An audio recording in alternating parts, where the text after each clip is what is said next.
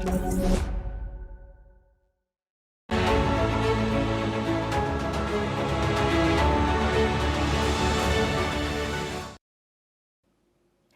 welcome viewers, I am Pia and you're watching NewsX World's special coverage of the SCO Summit in Tianjin.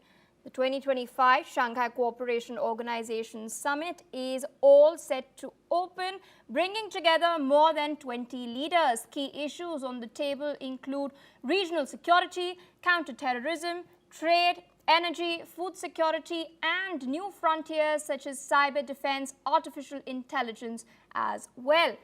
The latest developments that we are tracking from the ground include Indonesian President Prabowo Subianto cancelling his planned trip to China as protests are spreading now outside Jakarta, with several regional parliament buildings set ablaze. He was scheduled to attend the Victory Day parade in Beijing on September 3 as well, which marks the 80th anniversary of the end of the Second World War. Meanwhile, Chinese President Xi Jinping has met Belarusian President Alexander Lukashenko in Tianjin, which of course comes as Belarus is eyeing a membership in the SCO. Earlier, Russian President Vladimir Putin also arrived for his 4-day visit, which includes the SCO leaders meeting, after which he'll be heading to Beijing for talks with Xi Jinping and to attend the Grand Parade on the 3rd of September. Other leaders in attendance include Armenian Prime Minister Nikol Pashinyan, Kyrgyz President Sadar Japarov, Vietnamese Prime Minister Pham Minh Chinh, Uzbek President Shavkat Mirziyoyev, and Maldivian President Mohamed Muizzu, who's also held a bilateral with Xi Jinping. The SCO's 25th anniversary comes at a time of sharp global conflicts and internal frictions as well, with leaders aiming to bolster cooperation in energy security and digital defenses.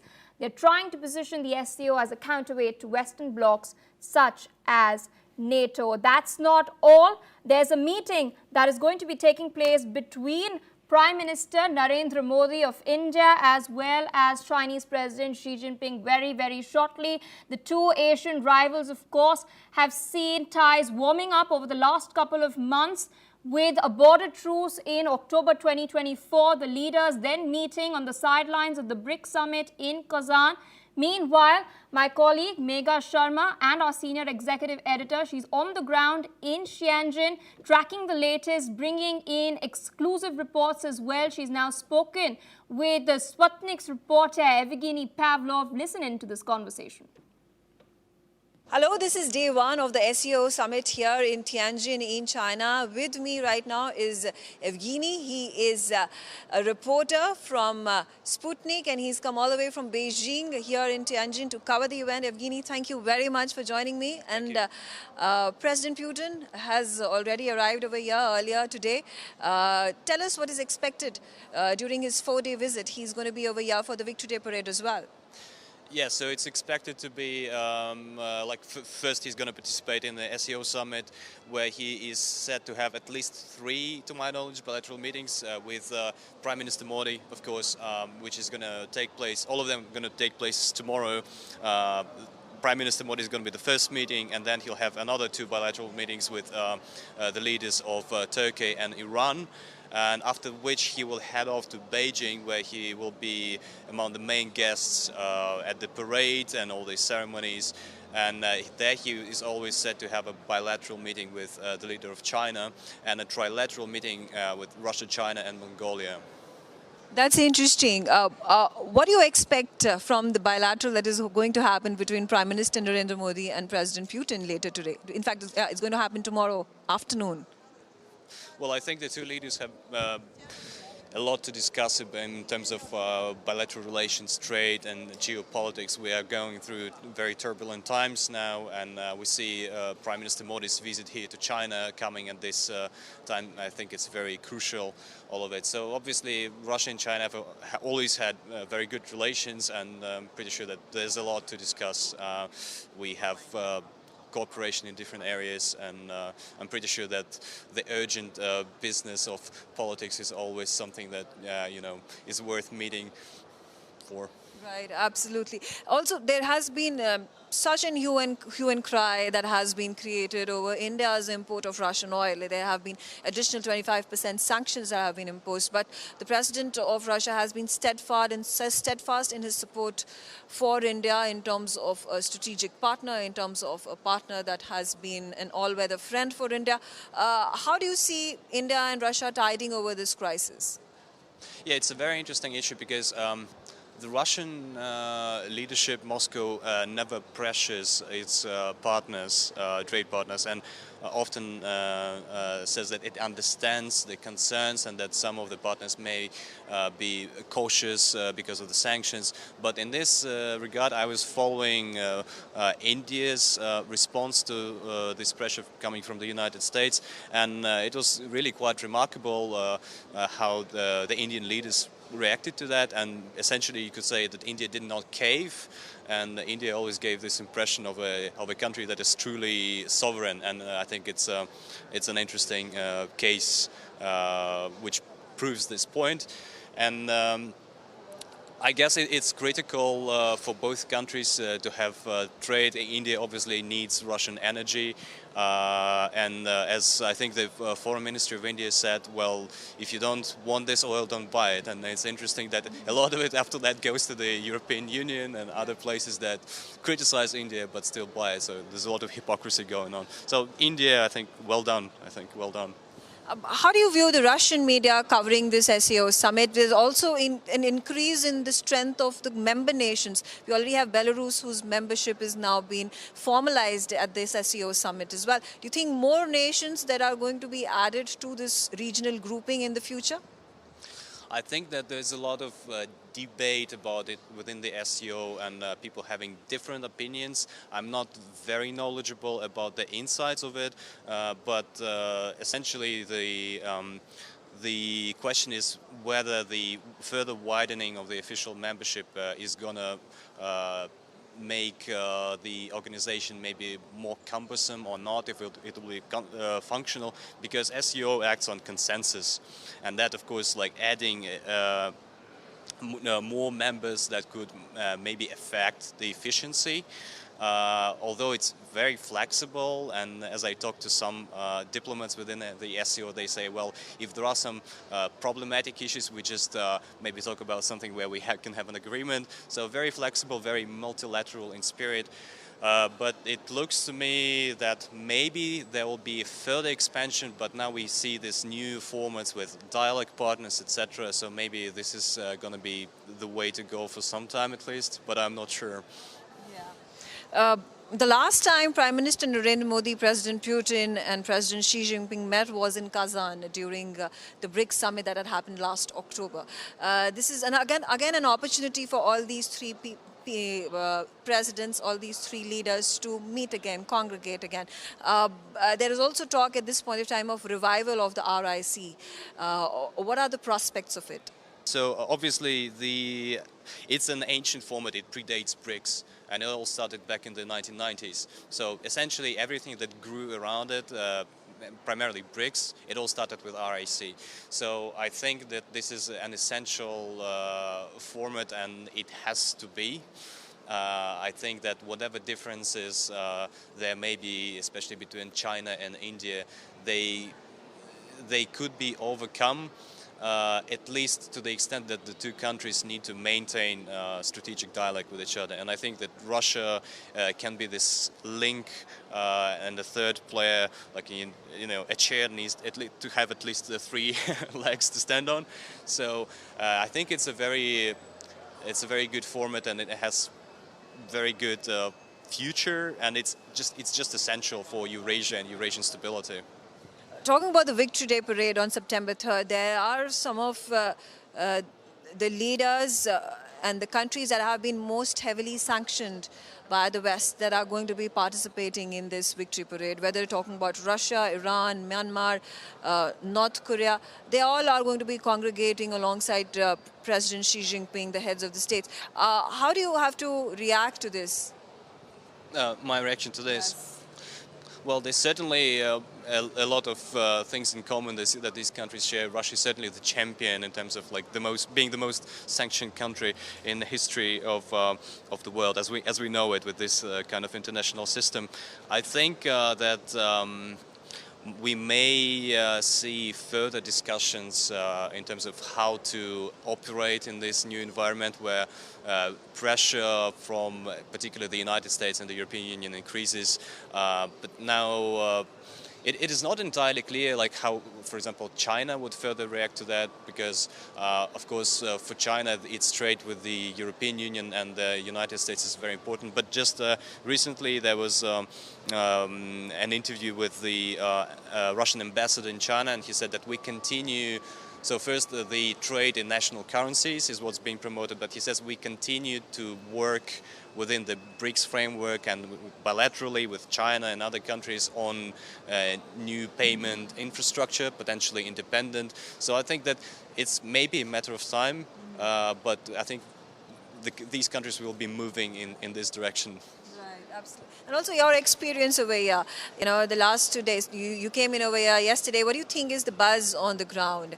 What is the media's perception of the summit? I had some interactions with the Chinese journalists who are obviously very hyped up about it, and they're very interested what the foreign media thinks about it. There's a lot of talk about the Shanghai spirit and all of that. Obviously, there's a lot of interest. There are a lot of like Western journalists also attending, and there's obviously a lot of attention to this meeting. I'm not sure what people expect from this summit. I guess it depends on the country of origin, but it's certainly an event that brings a lot of attention globally. All right, thank you, Evgeny, for joining me and talking to me on NewsX. Thank you for having me. All right, I'll keep bringing you more updates. I'll keep getting you insights from a lot of foreign journalists who've gathered over here to cover the SCO Summit. Stay tuned. All right, that was my colleague Megha Sharma speaking to Sputnik's Evgeny Pavlov. Meanwhile, we're of course keeping our eye on crucial developments from the SCO Summit. And yes, the eyes of the world are trained towards a very, very crucial bilateral meeting that is set to begin very, very shortly. After a gap of more than 7 years, Indian Prime Minister Narendra Modi is in China, where he's scheduled to meet Chinese President Xi Jinping on the sidelines of the SCO Summit. The leaders are to hold a bilateral very, very shortly. This meeting carries added significance amid global trade tensions sparked by Washington's tariff policies and the recent strain in India-US ties. Modi is in Tianjin to participate in the SCO Summit, which is going to take place tomorrow. That's when the leaders' meeting is going to take place in the morning. What exactly is the agenda for the meeting? Well, India and China are expected to review economic ties and deliberate on steps to further normalize relations following years of strain ever since the eastern Ladakh border row, the Galwan clashes that had taken place in 2020. Prime Minister Modi has stated that he looks forward to deliberations at the summit and meetings with world leaders as well. Now, ahead of his visit, Modi emphasized upon the importance of India and China working together for stability of the world economic order.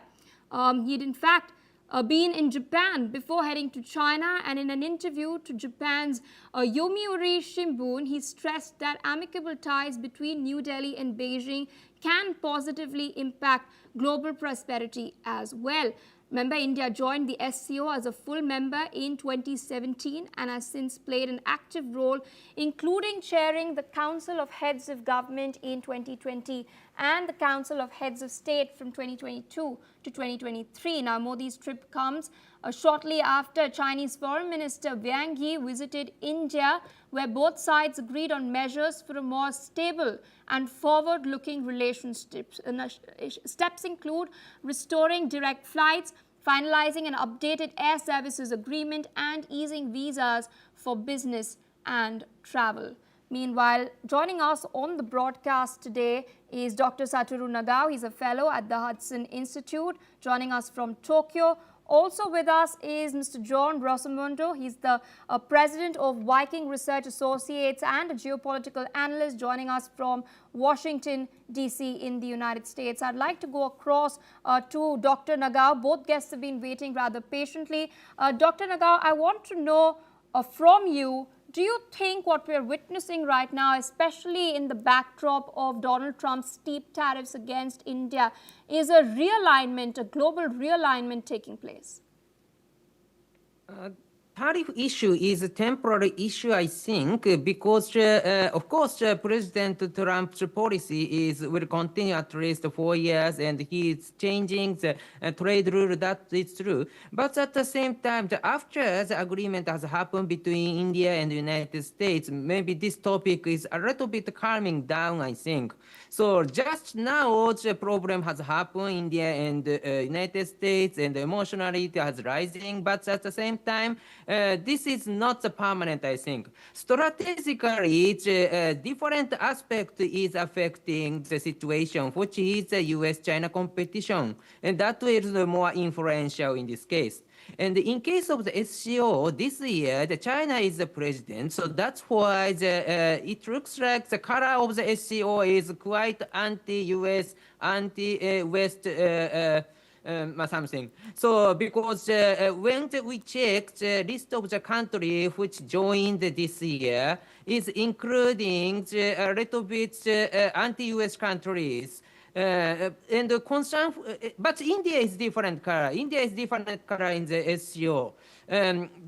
India is democratic country, and India, the Prime Minister Modi visit Japan before he visit Beijing, and he will not attend the military parade against Japan. So that is a message. So that's why India is different color in the SCO. But worry for India especially, I think, is this year, this military parade invite many South Asian countries, or they also join the SCO, which is country around India. So, of course, Pakistan is a permanent member, but at the same time, not only Pakistan, the Maldives, the Sri Lanka, the Nepal, or Myanmar, all of these countries will join this group. This means that China will expand influence countries around India, and India is a different color SCO. Even if India join, China try to contain India through expanding influence of these countries. That is a concerning point. So in the SCO, carefully we need to check it. Absolutely. I'd also like to rope in Mr. John Rosamundo, who is waiting, or rather patiently. Dr. Nagao pointed to the fact that there are a lot of countries surrounding India who are also member states of the Shanghai Cooperation Organization, and India must tread rather carefully when it comes to China, because there have been border skirmishes in the past. Although there's a truce in place for now, we don't know where exactly this will head. And what's interesting is that India's defense minister was also in China just a couple of months back in the aftermath of the Pahalgam terror attack, but somehow the SCO's resolution failed to condemn that, and therefore India did not sign that document. In the midst of all of this, can India truly trust China?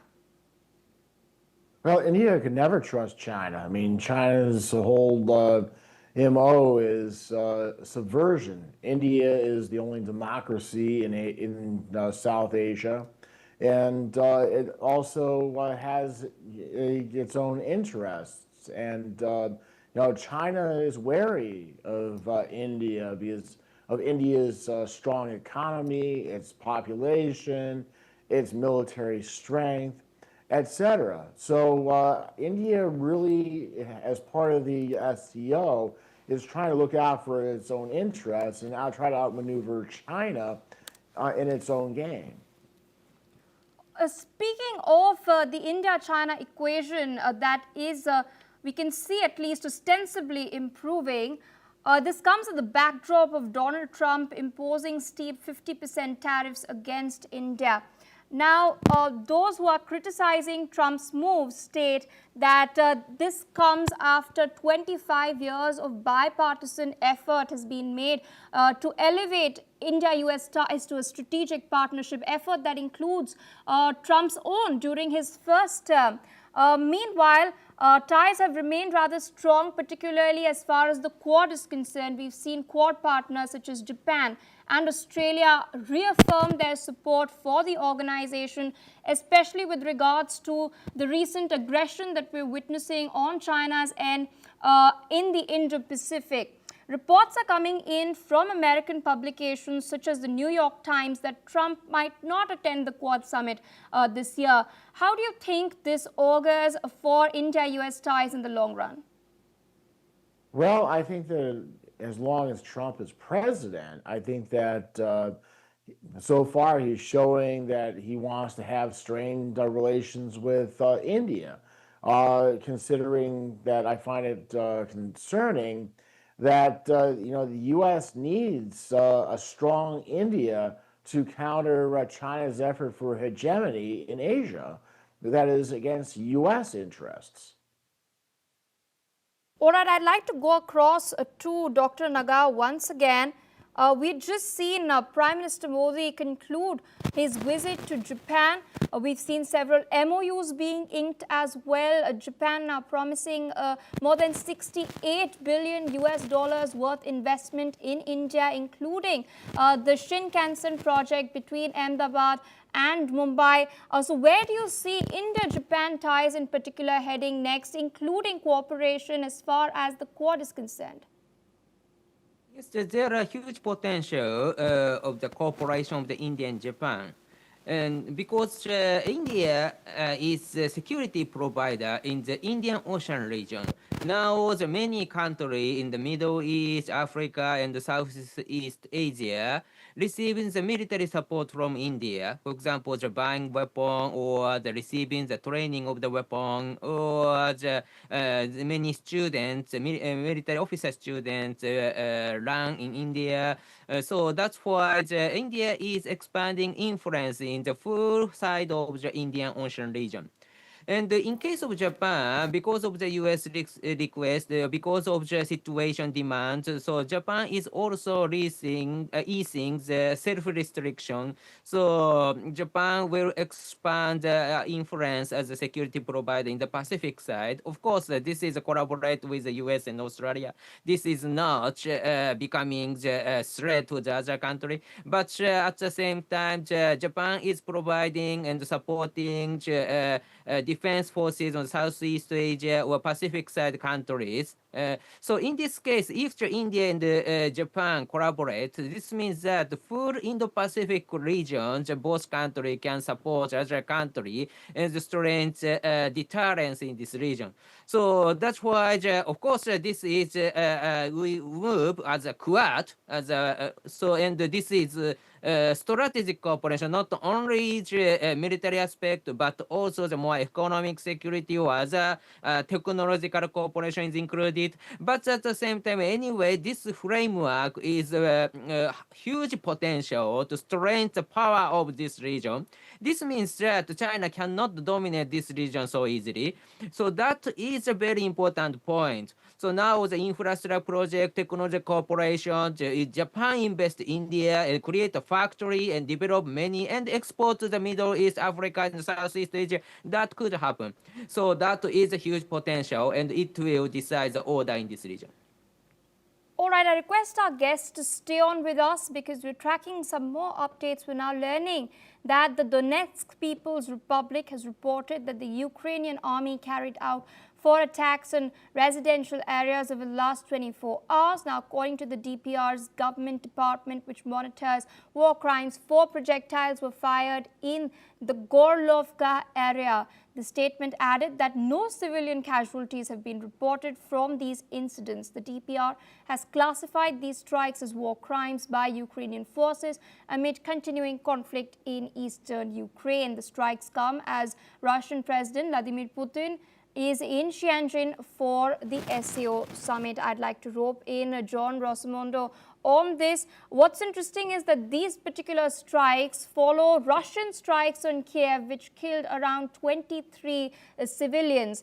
President Putin is also set to hold a bilateral meeting with President Xi Jinping. And this all comes amidst US putting pressure on Russia. in order to reach a peace deal with Ukraine. Trump has mooted a trilateral meeting between Putin, Zelensky and himself. Do you think this meeting could catalyze in the near future? Well, I sort of don't see any progress moving in terms of the peace talks thus far. I think that both sides are trying to gain leverage on the battlefield to use in the diplomatic channels. But I think at the end of the day, it comes down to, is Vladimir Putin willing to back down and declare a ceasefire, or is the Ukrainian side under Zelensky willing to discuss concession of territory? What's also interesting is that President Putin has now met with Iranian President Masoud Pezeshkian as well in China. This is in the aftermath of the E3 powers threatening sanctions against Iran over its nuclear project. The UN has come out and put this ultimatum over Iran recently. Meanwhile, it seems that Russia is still backing Iran. Well, Iran is, one of Russia's, major client states.